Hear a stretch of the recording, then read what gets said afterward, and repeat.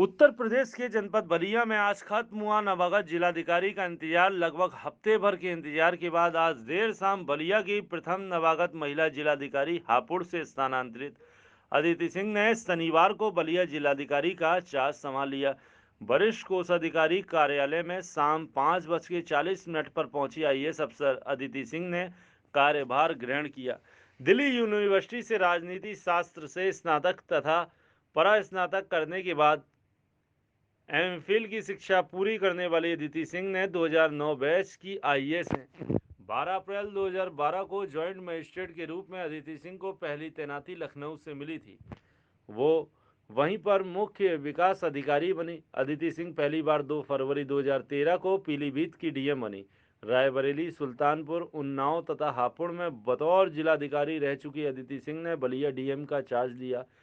इस मौके पर सीडीओ डॉक्टर विपिन जैन, वरिष्ठ कोषाधिकारी ममता सिंह, वित्त एवं लेखाधिकारी बेसिक्स अमित राय इत्यादि मौजूद रहे। बलिया कलेक्ट्रेट सभागार में प्रेस वार्ता की गई। मीडिया के सवालों का जवाब बहुत मीठी आवाज में जवाब दिया। आइए सुनते हैं इनकी जुबानी क्या कह रही हैं।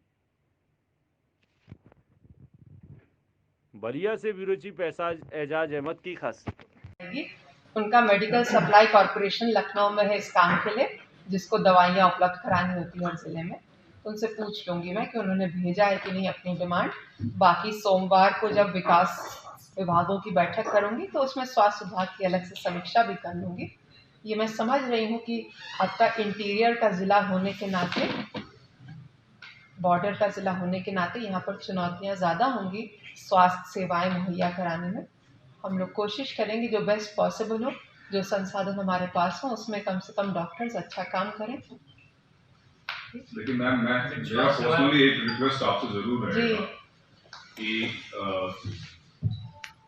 बलिया को बदलिएगा जरूर, खासतौर पे हमारे बलिया शहर को, क्योंकि बलिया को पसंद आएगा।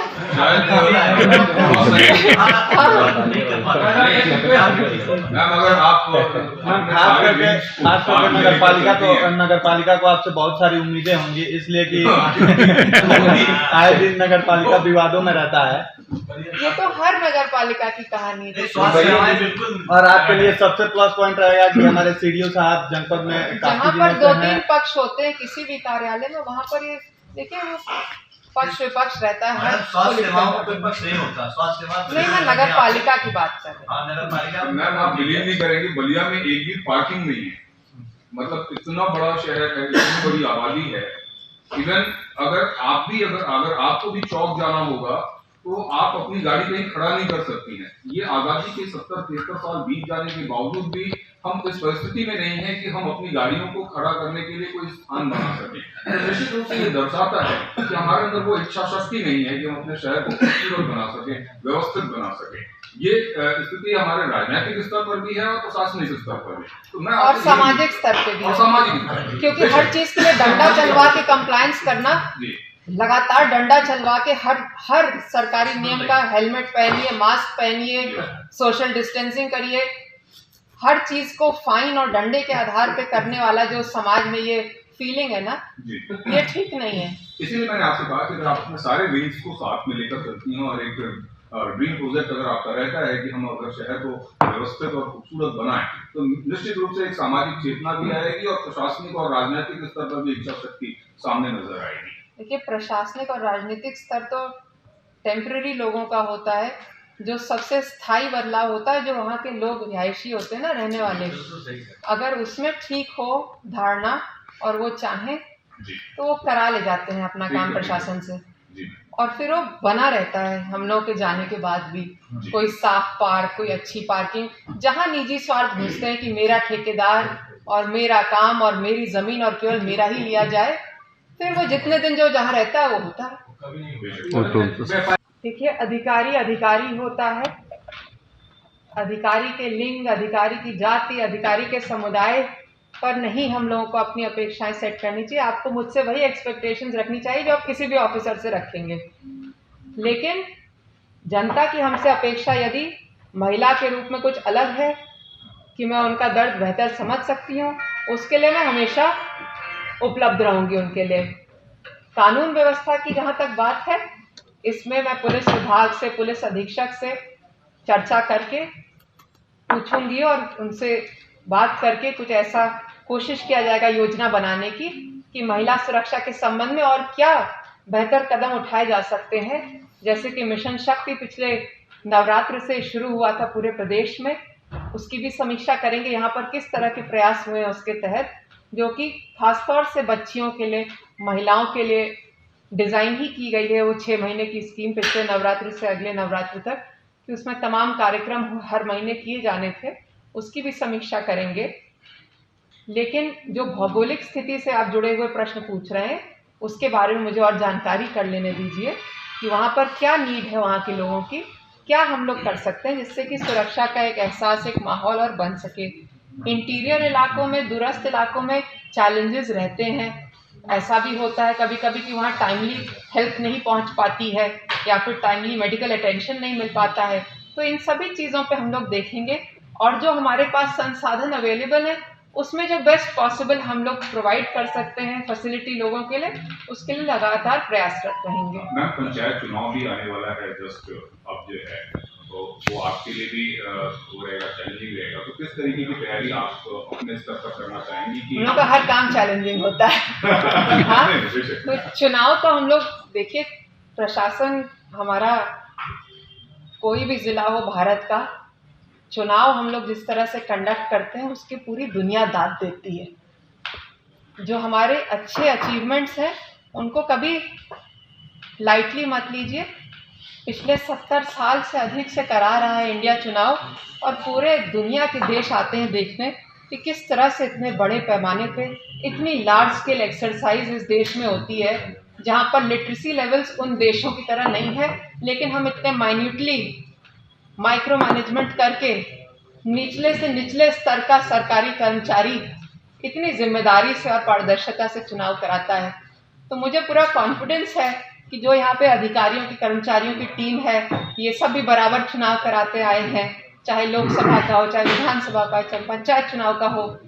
हम लोग भी बराबर चुनाव कराते आ रहे हैं। इलेक्शन कमीशन और सीईओ ऑफिस के निर्देशन में मेरा गाइडेंस का रोल है, नेतृत्व प्रदान करने का रोल है। तो जो मुझे टीम मिली है उसका बेस्ट पॉसिबल जो मैं उनसे ले सकती हूँ कार्य चुनाव में, वो मैं प्रयास करूँगी। कम से कम दिक्कतें आए लोगों को, अधिक से अधिक फेथ हो लोगों का सिस्टम में कि सही लोग वोट डाल पा रहे हैं, किसी को इंटिमिडेट नहीं किया जा रहा है, ज़बरदस्ती रोका नहीं जा रहा वोट डालने से। ये सब हम लोग लगातार करते हैं, हमारे प्रैक्टिस में है, वही हम लोग यहाँ भी प्रयास करते रहेंगे और मैं आशा करती हूँ कि आपको वो धरातल पे नजर आएगा। क्योंकि बॉर्डर का ये डिस्ट्रिक्ट है जी, उसके बाद बिहार शुरू होता है जी, तो इलेक्शन में खास तौर से इस बात को प्रभावित करता है कि भाई अक्सर इलेक्शन को प्रभावित करने की कोशिश की जाती है। दूसरी चीज़ ये है कि हमारा ये जनपद 2 चीज़ों से बहुत ज़्यादा जुड़ता है, बाढ़ और सूखे से। और कुछ गाँव का भी काफ़ी, हमारे सीडीओ साहब बैठे हुए हैं, काफ़ी बहुत मेहनत करते हैं और चीज़ों को बहुत ज़्यादा मेहनत करते हैं। उन्होंने देखा भी है कि बाढ़ के ज़माने में काफ़ी गाँव प्रभावित हो जाते हैं इससे। लोग रोड पे आते हैं, रोड भी पानी में चली जाते हैं, लोग बहुत ज़्यादा परेशान होते हैं। बीमारी आती है, खासतौर से विधानसभा क्षेत्र बैरिया से देख लीजिए, जो बॉर्डर का एरिया लगता है। तो ऐसे जब आपने बताया कि सिस्टम और उसकी बात, तो एक किसी चीज़ को इम्प्लीमेंट करने में तो वक्त लगता है, मैं मान सकता हूँ, लेकिन इम्प्लीमेंट होने के बावजूद भी वो धरातल पर ना दिखाई दे, उससे कैसे आप मैनेज करेंगे? देखिए, बॉर्डर के जो भी डिस्ट्रिक्ट्स होते हैं, केवल आपका नहीं, जितने हमारे ज़िले उत्तराखंड बॉर्डर पे हैं, जितने हमारे ज़िले दिल्ली बॉर्डर पे हैं, जितने हमारे ज़िले नेपाल बॉर्डर पे हैं, जितने हमारे ज़िले मध्य प्रदेश बॉर्डर पे हैं, सब अलग अलग चुनौतियों से जूझ रहे हैं। चाहे कोविड को लेके हो, चाहे किसी और चीज़ को लेके हो, लोगों के आवागमन को, अनऑथराइज चीज़ों का आवागमन उस बॉर्डर पे, प्रत्येक ज़िला इसको फेस करता है। केवल ये बलिया ज़िला में नहीं हो रहा है, वहाँ पे अलग चुनौतियाँ रहती हैं प्रशासन के सामने, और बगल से उनको समन्वय करके बेहतर से बेहतर वहाँ पे कानून व्यवस्था बनाने के लिए विशेष प्रयास करना होता है। ये जितने आपके बॉर्डरिंग डिस्ट्रिक्ट्स हैं यूपी के, उन सब में ये हम लोग फेस करते हैं और उसमें हम लोग बेहतर काम करने का प्रयास करते हैं। ये पिछले जनपदों का भी यही अनुभव रहा है मेरा। जो आप सूखा और बाढ़ की बात बता रहे हैं, इसमें हर साल हर जिला सूखा राहत का और बाढ़ राहत कार्य का कार्य योजना तैयार करता है। यहाँ पर भी वो कार्य किया गया होगा, जिसमें कि बाढ़ चौकियों से लेके चिकित्सा व्यवस्था से लेके खाद्य आपूर्ति के लेके तमाम चीज़ों का उसमें उल्लेख होता है और उसी को वो लोग कराते हैं। और एक चीज़ तो आपको माननी पड़ेगी कि राजस्व प्रशासन, राजस्व विभाग, जो आपका लेखपाल, पंचायत सचिव, जो आपकी पूरी ये तहसील की फौज होती है, चाहे कोविड हो, चाहे बाढ़ हो, चाहे ओलावृष्टि हो, कभी पीछे नहीं हटता। सबसे पहले पहुंचता है मौके पर और सबसे आखिर तक काम करता है, चाहे कहीं आगजनी हो। ये ऐसा व्यवस्था है, उसमें फेथ रखना ज़रूरी है। एक हमको वर्किंग सिस्टम मिला है, उसको इम्प्रूव करने की तरफ हमेशा सोचना चाहिए, क्योंकि अगर हम आप ये सोचेंगे कि कुछ नहीं हो रहा, कुछ नहीं हो पाएगा, तो फिर उस नकारात्मक सोच से हम कुछ और कर भी नहीं पाएंगे। तो आपके देखिए जनसंख्या बड़ी है, ज़िला बड़ा है, बॉर्डर के पास है, lot of challenges are there. System में ही होगा, कुछ ये लोग मुझे बताएंगे धीरे धीरे कि मैडम शॉर्टेज है अच्छे अधिकारियों की, मैडम शॉर्टेज है कर्मचारियों की। ये चुनौतियां यहाँ भी होंगी, हर जिले में हम लोग फेस करते हैं। लेकिन ये होता है कि जिस व्यक्ति की जो क्षमता है उससे उतना काम लिया जाए और वो पब्लिक को उसका डिलीवरी मिल पाए। तो बलिया में भी यही प्रयास करेंगे। मैं ये नहीं कह रही कि मैं रेवोल्यूशनरी चेंज ला सकती हूँ, ये मेरी मूर्खता होगी, मेरी खुशफहमी होगी। लेकिन इंक्रीमेंटल चेंज, धीरे धीरे जो चीज़ें व्यवस्थित हो सकती हैं, अच्छी हो सकती हैं, एक स्ट्रॉन्ग सिस्टम, एक स्ट्रॉन्ग फाउंडेशन जो ऑलरेडी है आपके ज़िले में, उसको और बेहतर करने का प्रयास करूँगी। और ये मैं अकेले नहीं कर सकती, इसमें सबका योगदान है, ना सिर्फ हमारे अधिकारी कर्मचारियों का, बल्कि पूरे समाज का, जो सामाजिक चेतना की बात कर रहे थे। यहाँ पे यदि अच्छे NGOs हैं,